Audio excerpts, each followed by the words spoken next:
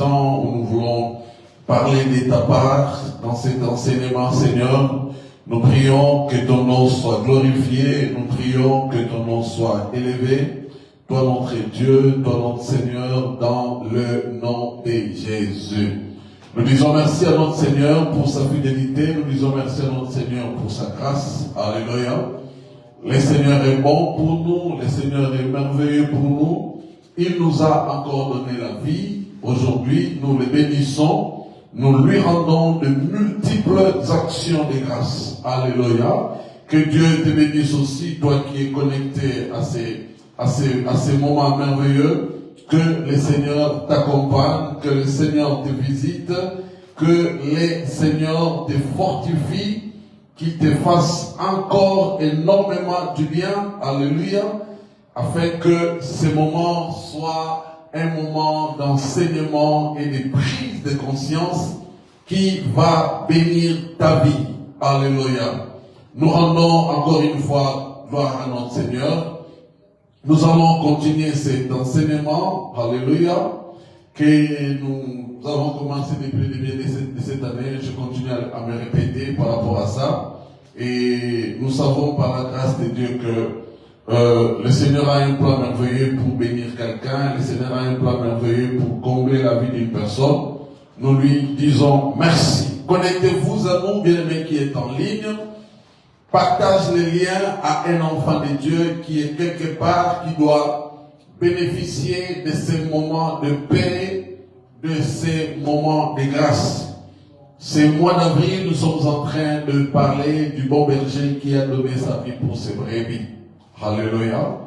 Le bon berger qui a donné, il a livré sa vie pour ses brebis. Alléluia. Et le dimanche, nous avons commencé à parler de ça dans Jean chapitre 10. Je pense que vous ferez peut-être mieux de méditer tout ce 10e chapitre, un chapitre merveilleux, très très bon, chapitre très puissant, très profond, qui parle de la relation entre le brebis et le berger. J'aimerais aller un peu plus loin pour dire que ça parle pas seulement de la relation. Je vois une complicité énorme entre le berger et le brebis. Suivez-moi très bien ce soir. J'aimerais enseigner quelque chose qui va nous pousser à un petit moment de prière par la grâce de Dieu. Bien aimé, en vérité, je vous l'ai dit, Jean chapitre 10, à partir du premier verset, celui qui n'entre pas par la porte dans la bergerie, mais qui y monte par ailleurs, est un voleur et un brigand. Mais celui qui entre par la porte est le berger des brebis. Le portier lui ouvre et les brebis entendent sa voix. Il appelle par leur nom les brebis qui lui appartiennent et il les conduit dehors. Alléluia. Alors, je vais passer ma pensée ce soir par ces 2 ou 3 premiers versets. Alléluia. Aux 4 premiers versets, n'est-ce pas? Parce que le 4e dit, quand il a fait sortir toutes ses propres brebis, il marche devant elles et les brebis les suivent parce que elles connaissent sa voix. Amen. Alors, la Bible dit, le bon berger, il donne sa vie pour ses brebis. Pour ses brebis. Il donne sa vie pour ses brebis. Il ne donne pas sa vie pour n'importe quelle brebis, mais il donne sa vie pour ses propres brebis. Suivez-moi très bien aujourd'hui. Bien aimé, je sais que Dieu, il est le Dieu de tout le monde, bon, mauvais, païen, chrétien, rouge, noir, toutes les races que vous connaissez. Et d'ailleurs, Dieu est le créateur du monde, il est le maître de l'univers. Il a créé ce monde, il en a le pouvoir de détruire, de faire tout ce qu'il veut. N'est-ce pas? Et d'ailleurs, quand le soleil brille pour tout le monde. N'est-ce pas? La lumière pour tout le monde. Quand la nuit vient, la nuit n'appartient pas aux chrétiens ni aux païens. La nuit, c'est la nuit pour toute la terre. Pour tout l'univers, la nuit reste la nuit. Et le Dieu qui a aussi créé, il a fait les choses comme ça. Mais, il y a un domaine où nous trouvons Dieu être un peu égoïste. J'aimerais j'aimerais que vous me suiviez très bien. J'ai trouvé un domaine dans lequel Dieu reste un peu exigeant. C'est-à-dire, dans ce domaine-là, c'est comme si Dieu, il donne maintenant des conditions. Dans ce domaine-là, Dieu ne donne pas n'importe quoi à tout le monde. N'est-ce pas? Il est venu vers les siens et les siens ne l'ont point reçu. Et à tous ceux qui l'ont reçu, il a donné le pouvoir de devenir enfants de Dieu. Alors, ceux-là qui ont reçu le pouvoir, n'est-ce pas, de devenir enfants de Dieu, ils reçoivent un autre traitement, un autre privilège. Je me vois très bien. Parce que eux, ils sont appelés hors de tout le monde pour assumer certaines responsabilités et aussi, ils sont appelés hors d'eux pour aussi bénéficier de certains privilèges. Vous comprenez? C'est-à-dire, Dieu choisit un peuple d'une manière tout à fait particulière parce qu'il veut faire de ce peuple son peuple, n'est-ce pas? Il veut faire de ce peuple son troupeau.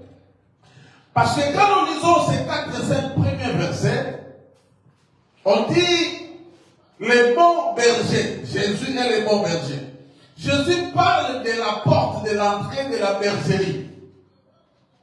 Donc, selon ces écritures, nous comprenons que chaque bergerie avait une porte.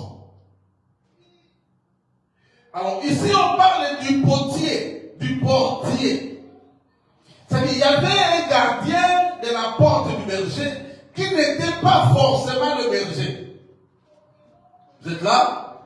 Qui n'était pas forcément le berger lui-même. Parce que la Bible dit, selon ses écritures, celui qui n'entre pas par la porte est un brigand.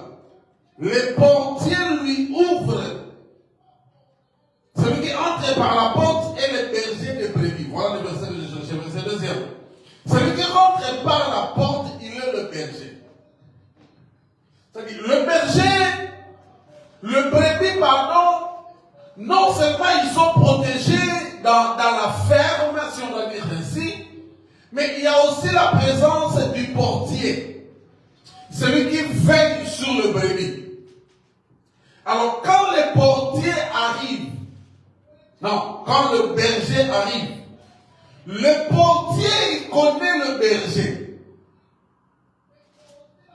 Il lui ouvre la porte de la bergerie. Ça c'est la première des choses. La deuxième des choses, le fait qu'on ait ouvert la porte pour le berger, ça ne fait pas de lui le gardien de brebis. Il faut maintenant que le brebis reconnaisse sa voix. Je fais ça très bien. C'est-à-dire, le portier, il ouvre la porte pour les brebis qui entrent, pour les bergers qui entrent. Mais ça ne suffit pas là.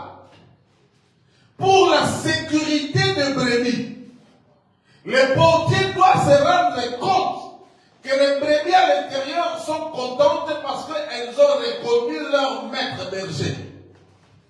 Enfin, le travail va commencer. C'est quoi le travail?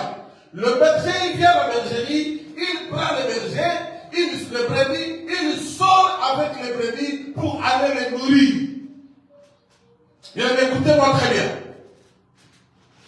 Il s'agit du berger, du portier ou la sentinelle ou le gardien de la bergerie, et il s'agit aussi des brebis. Alors cette complicité entre ces trois parties, c'est ce que j'aimerais parler ce soir, afin que quelqu'un soit édifié.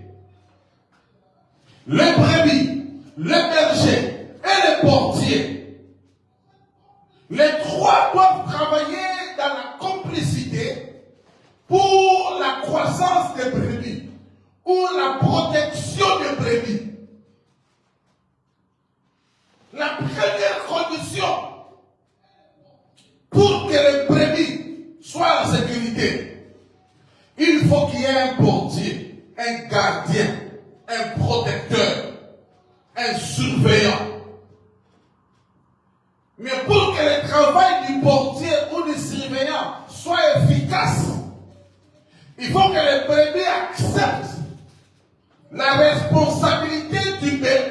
portier. Les brebis doivent se soumettre ou doivent respecter les portiers. Parce que selon ces versets, les brebis ne passent pas la nuit avec les bergers, mais ils passent la nuit avec les portiers. C'est pourquoi on dit, la première chose pour qu'on reconnaisse les bergers, c'est qu'il doit rentrer par la porte. Parce que quand il entre par la porte, il est approuvé par les portiers qui lui ouvrent la porte. Et s'il n'entre pas par la porte, là c'est un brigand, c'est un voleur. On va le traiter comme un voleur. Mais écoutez-moi. Écoutez-moi très bien, je vais commencer et on va prier. La porte de ton cœur est sécurisée par les anges. Mais pour que tu facilites les entrées et les sorties des choses dans ton cœur, il y a maintenant une notion que tu dois apprendre. Tu dois reconnaître les portiers et tu dois connaître la voix du berger. La seule possibilité pour que les brebis acceptent le berger, ce n'était pas son nom. Ils ne connaissaient pas le nom du berger. Ils ne connaissaient pas la nationalité du berger. Mais ils connaissaient sa voix.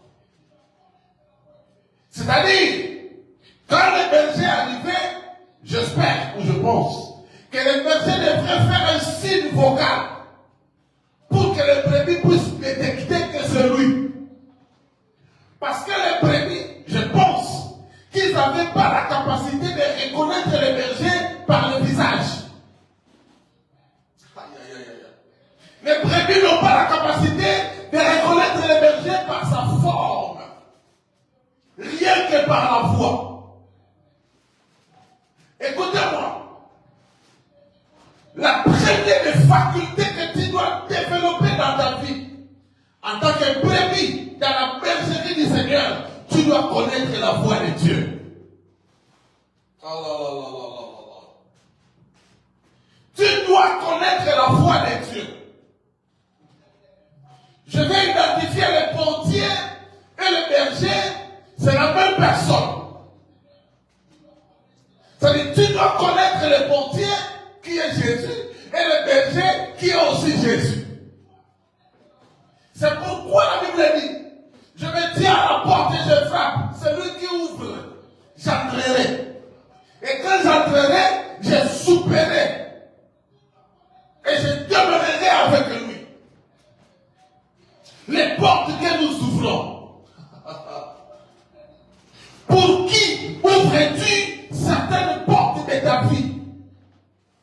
Et comment tu fais pour reconnaître que la personne pour laquelle j'ouvre la porte est la bonne personne? La voix. Et bien cela me renvoie, comme dans la Bible, vous savez, la Bible dit, cet enfant qui a réussi à voir la bénédiction de son frère, Jacob. Jacob arrive devant son père. Le père dit, quand je touche l'enfant, la peau, c'est la peau de mon fils Ésaü qui mérite la bénédiction. L'odeur, c'est l'odeur d'Ésaü. Mais la voix, ce n'est pas la voix d'Ésaü.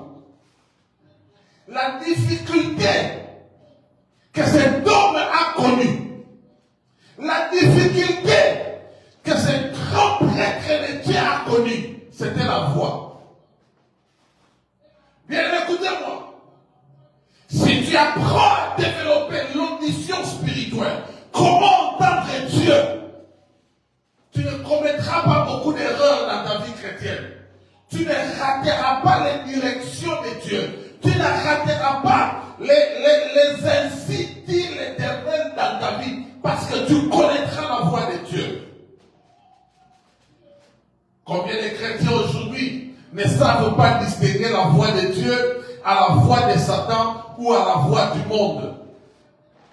Combien sont les chrétiens aujourd'hui qui ont fait des songes, qui ont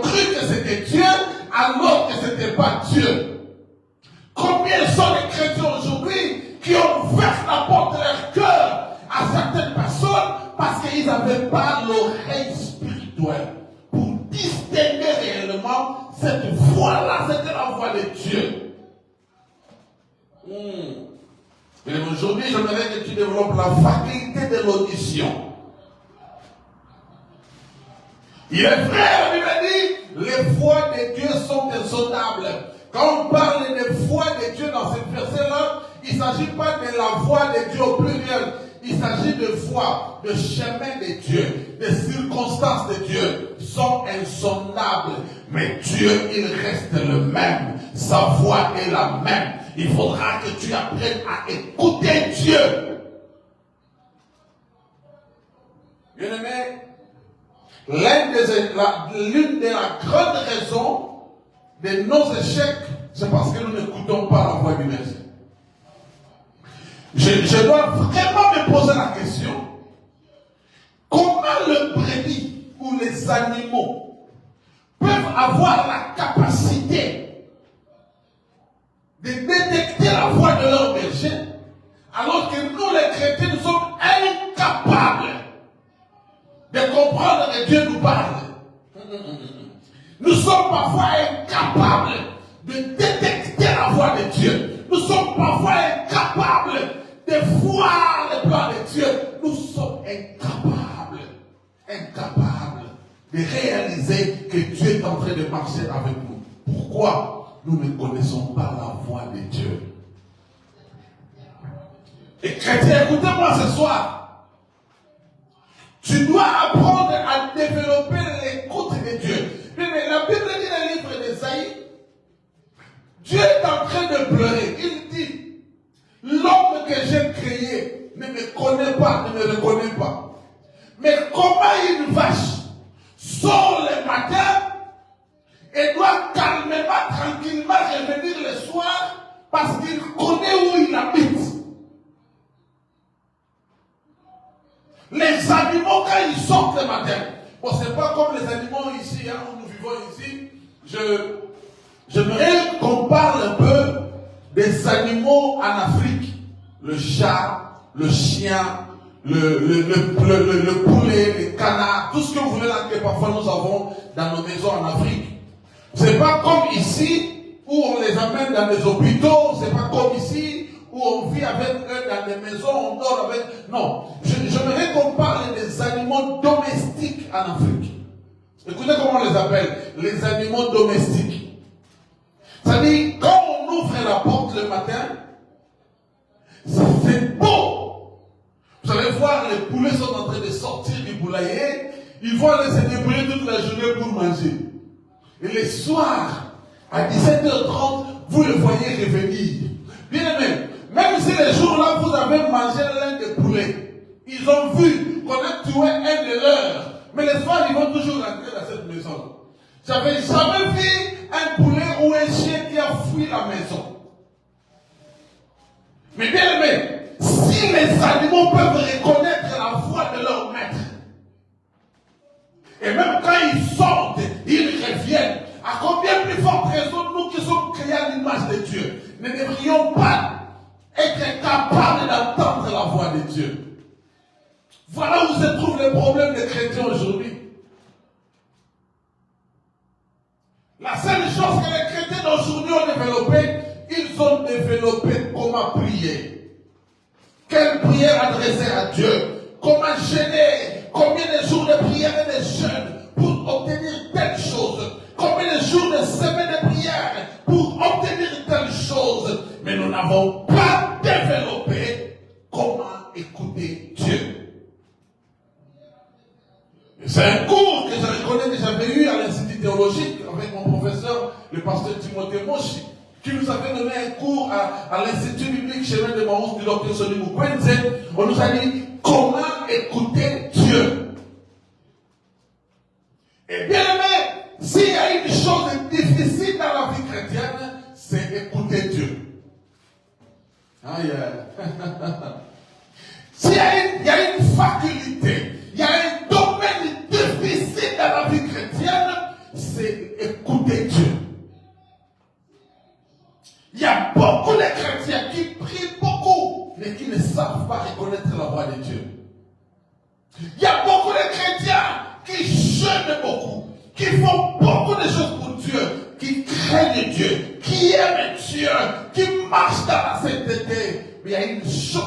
manque?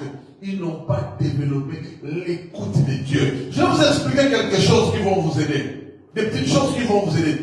Bien écoutez, parfois, quand tu vas en prière et jeûne de prière, ne va seulement pas pour parler. Il faut écouter Dieu. Habakkuk a dit, j'étais à mon poste, j'attendais ce que l'Esprit me dira et ce que je vais répliquer. Écoutez la différence. Nous croyons que nous avons dans la présence de Dieu pour parler. Or, nous devrions aller dans la présence de Dieu pour écouter. Habakkuk a dit, j'attendais ce que l'Éternel me dira. C'est-à-dire, quand lui parlera, c'est alors que j'aurai à lui dire. Imaginez, Moïse, devant le buisson ardent. Ça pouvait être un simple spectacle, n'est-ce pas? Moïse était là, il voyait un feu, un arbre qui se brûlait, mais qui ne se consumait pas. Quel spectacle! Si Moïse était de notre époque, il allait sortir son téléphone, commencer à filmer ou à prendre des photos, faire un live. Mais Moïse est resté là. Il disait, mais je n'ai jamais vu un arbre s'allumer comme ça. Et puis malgré ces grands feux, ça ne se consume pas. Parce qu'il est resté pour entendre. Qu'est-ce qui se passe? C'est alors que Dieu l'appellera. Moïse, Moïse. Bien, écoutez-moi, je vais aller profond dans la Bible pour vous dire des choses. La Bible dit dans Ézéchiel 37, l'Esprit de Dieu amène Ézéchiel dans une vallée remplie d'ossements desséchés. Ézéchiel ne savait pas pourquoi il était là, mais il a attendu. Bien aimé, Dieu t'a amené dans beaucoup d'endroits de ta bénédiction, mais tu es arrivé, tu as commencé à parler, tu as commencé à crier, tu as commencé à sauter, tu n'as pas entendu Dieu. Il y a deux choses. Que Dieu t'amène quelque part, ça ne suffit pas là. Quand Dieu t'amène quelque part, la deuxième des choses qu'il fait, il te parle. Il te dit pourquoi tu es là. Écoutez, ça c'est Dieu. Parfois Dieu, il ne nous dit pas encore pourquoi il nous amène quelque part, mais il nous amène d'abord. Il t'amène d'abord. Il te fait entrer d'abord dans une situation, après il te dit pourquoi il t'a amené là. Voilà pourquoi, dans certaines choses, dans certaines circonstances, ne crie pas, ne parle pas, ne fais pas de bruit. Attends, qu'est-ce que Dieu veut me dire? Pourquoi tu m'as amené ici? Ézéchiel a attendu. Après Dieu lui dit, Ézéchiel, qu'est-ce que tu vois? Il dit, papa, je vois que les ossements secs, complètement secs.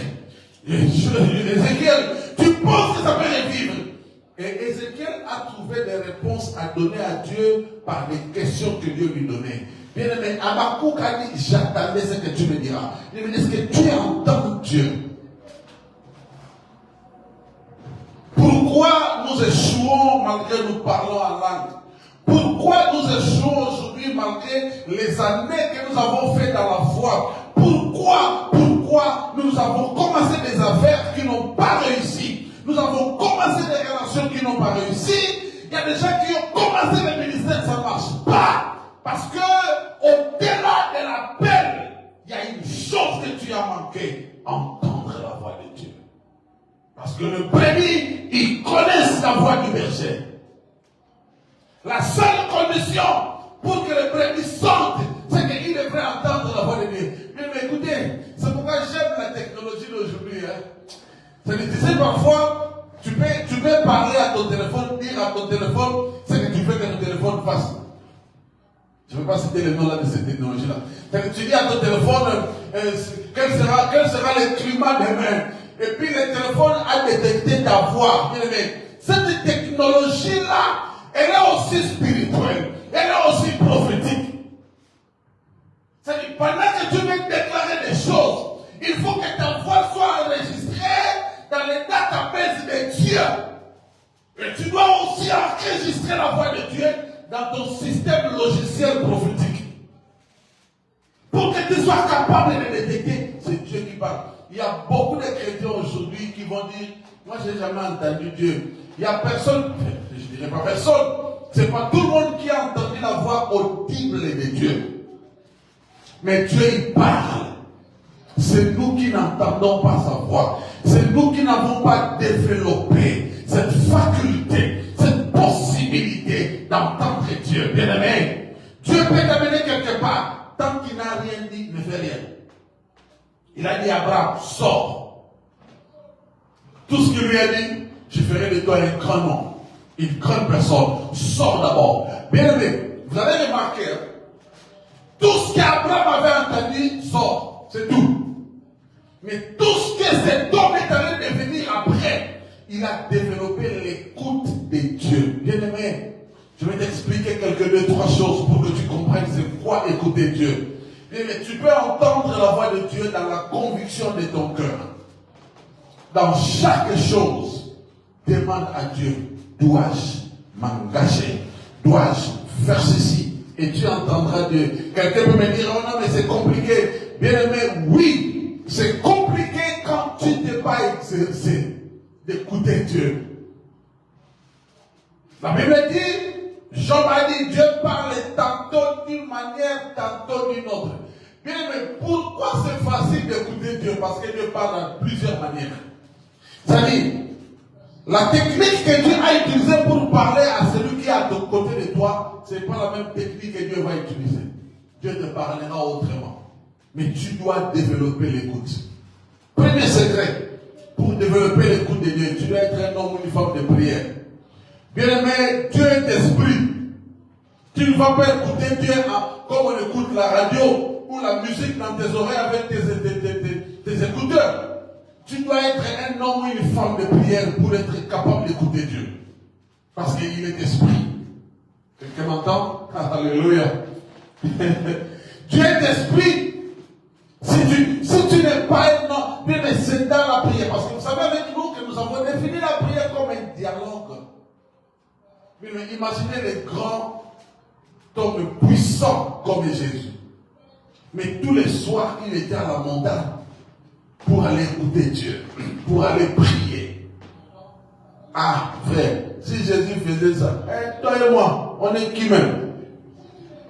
La vie de prière va te faciliter le développement d'écouter Dieu. Quelqu'un dit Amen avec moi. Dis Amen bien.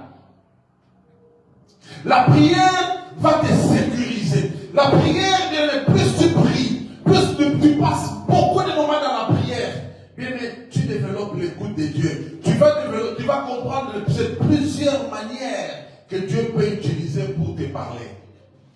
J'aimerais insister ici. Dieu n'a pas une seule manière quand il veut te parler. Il va utiliser plusieurs formules, plusieurs techniques pour te parler.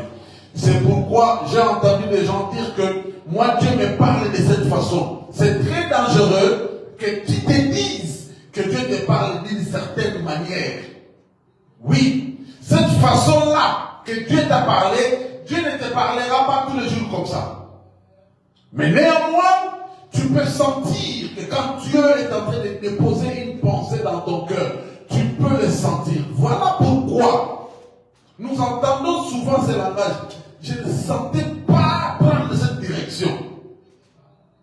Je n'étais pas convaincu d'aller comme ça. Quand tu dis ça, c'est la voix de Dieu que tu n'as pas bien entendue. C'est ça même que je suis en train de dire.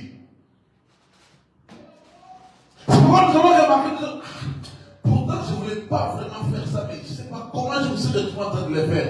Ne dis pas ça. En réalité, tu n'as pas écouté Dieu. C'est-à-dire, la grande possibilité, c'est pas que je dois appeler ça un moyen, ou la plus grande connexion, c'est la vie de prière. Celui qui a une bonne vie de prière, il ne rate pas le langage de Dieu. Il ne rate pas la façon de parler de Dieu. Il sait détecter les sons de Dieu. Il sait détecter le langage de Dieu. Il sait détecter les signes. Bien, mais comment est-ce que le mage qui était sur la montagne, ce mage-là n'était pas des bergers, comme on nous a fait croire quand on a dit. Sûrement, c'était des astrologues, parce qu'ils connaissaient le mystère des astres. Quand ils ont vu une étoile bouger, ils ont dit là, on n'a jamais vu les étoiles bouger inutilement. sentiments comme ça. Ça, c'est un signe. Il y a beaucoup de choses qui se passent dans ta vie qui sont des langages de Dieu, mais tu ne sais pas le détecter. C'est pourquoi tu t'es présenté là où tu ne devrais pas te présenter. C'est pourquoi tu as ouvert ta bouche là où tu ne devrais pas et tu te retrouves dans les problèmes. Tu n'as pas entendu Dieu. Les brebis, ils connaissent la voix du berger. C'est-à-dire, même si les portiers ouvrent la porte, ils ne sortent pas. Ils ne sortent pas pour aller manger avec n'importe qui. Ils doivent détecter la voix. Bien aimé, je vais continuer cet enseignement le vendredi prochain. Non, pardon, c'est dimanche. J'aimerais que tu rates pas ça. Alléluia. Et tu vas comprendre pour qui le berger donne-t-il sa vie. Pas pour n'importe qui. C'est pour ses brebis. Et ce n'est pas n'importe quelle brebis. C'est les brebis qui entendent sa voix. C'est pour ces brebis-là que lui donne sa vie. Mais j'aimerais que tu pries, que tu dises à Dieu, Seigneur, aide-moi à t'écouter. Par manque d'écoute de Dieu, beaucoup de chrétiens se sont retrouvés dans des problèmes sérieux. Par manque d'écoute de Dieu, beaucoup de chrétiens ont échoué. Parce qu'on n'a pas écouté Dieu. Parce qu'on ne s'est pas soumis à ce que Dieu a voulu. Et bien, je voudrais souligner une chose avant de terminer. Souvent, Dieu nous parle. Mais parce que Dieu ne parle pas notre langage. Parce que Dieu n'a pas parlé ce que toi tu voulais écouter. Ça, c'est aussi un défaut de beaucoup de chrétiens. C'est déjà entendu les gens qui nous ont dit, par exemple, je me rappelle, nous tous on a fait ça. Un prophète prophétise, non, c'est un faux prophète. Parce qu'il n'a pas dit des choses que toi tu voulais entendre. Alléluia. La peau, c'était la peau qui ressemblait à Ésaü. L'odeur ressemblait aussi à Ésaü. Mais la voix de Dieu, personne ne peut imiter ça. Tout le monde peut imiter l'image de Dieu. Mais la voix de Dieu, personne ne peut l'imiter pour toi. C'est-à-dire, si tu as développé, tu as un bon moment dans la prière, tu passes bien tes moments de prière, tu ne rateras jamais d'écouter la voix de Dieu. Je vais quand même rapidement donner le deuxième élément, ou la deuxième clé, la crainte de Dieu. La crainte de Dieu s'appelle l'obéissance. Alors imaginez, les brebis doivent être dans une maison, dans une ferme, je ne sais pas où, pendant toute la nuit. C'est-à-dire, elles sont obéissantes. La crainte de Dieu t'épargnera de beaucoup de dangers. C'est pourquoi la Bible dit, la crainte de Dieu, c'est le commencement de la sagesse. Ça, c'est un deuxième élément important que tu dois développer. Après la vie de prière, c'est la crainte de Dieu. Celui qui craint Dieu, il entend, il développe l'audition, il développe la faculté d'écouter Dieu, parce qu'il marche dans la sanctification, dans l'obéissance, dans la sainteté. La nuit, il ne sort pas, il reste là où on lui a laissé. On l'enferme, on enferme les brebis. Il y a beaucoup de chrétiens qui n'aiment pas être enfermés. Les chrétiens, ils aiment la visibilité. Ça, c'est un troisième élément. Une troisième clé. Celui qui aime écouter Dieu, il n'est pas dans la visibilité. Il est caché. Il faut bien noter ça. Les brebis, on les cache toute la nuit. Elles ne sortent pas. Elles sortent que le matin. Tu dois découvrir les temps de ton opération.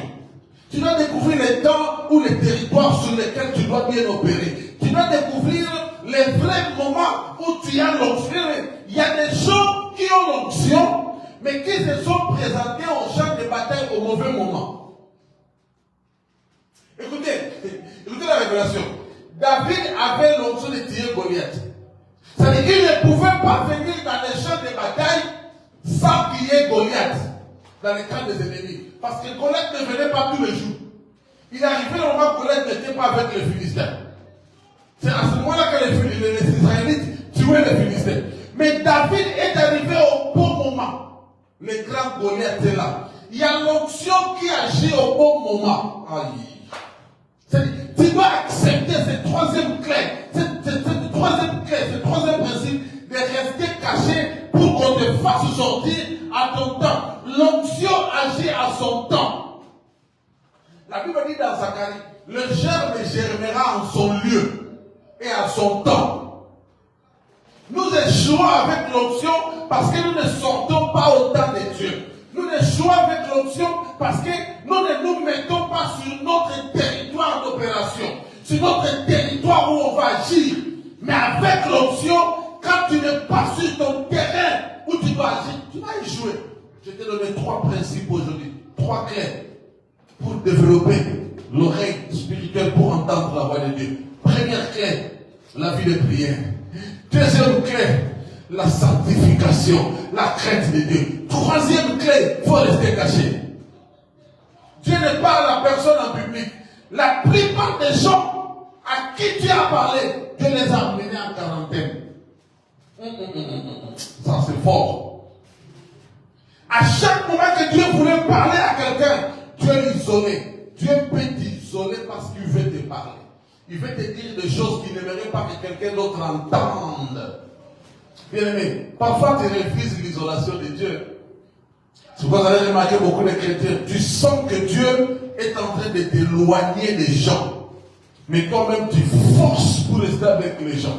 Tu sens que Dieu est en train de faire fuir les gens autour de toi. Dieu les disperse autour de toi, qu'ils ne soient plus là. Parce que Dieu veut passer un temps d'intimité avec toi. J'aimerais que tu pries. Commence à prier là où tu es. Seigneur, aide-nous à développer l'écoute. Bien-aimé, est-ce que tu pries avec moi? Commence à prier. Alléluia. Commence à prier. Que Dieu t'aide à développer l'oreille spirituelle dans toute ta vie. Que tu rates une coopération d'argent, mais que tu ne rates pas la voix de Dieu. Que tu ne rates pas écouter Dieu. Commence à prier. Seigneur, aide-nous. Seigneur, aide-nous. Nous ne voulons pas rater ta voix. Nous ne voulons pas rater tes instructions. Nous ne voulons pas rater tout ce que tu as prévu faire pour nous. Nous ne voulons pas rater ta pensée dans nos vies. Dans tous les actes que nous voulons poser, nous voulons que tu sois là. Nous voulons entendre ta voix. Seigneur, aide-nous à rester cachés. Aide-nous à rester protégés dans ta ferme, dans ton pâturage, pour qu'on sorte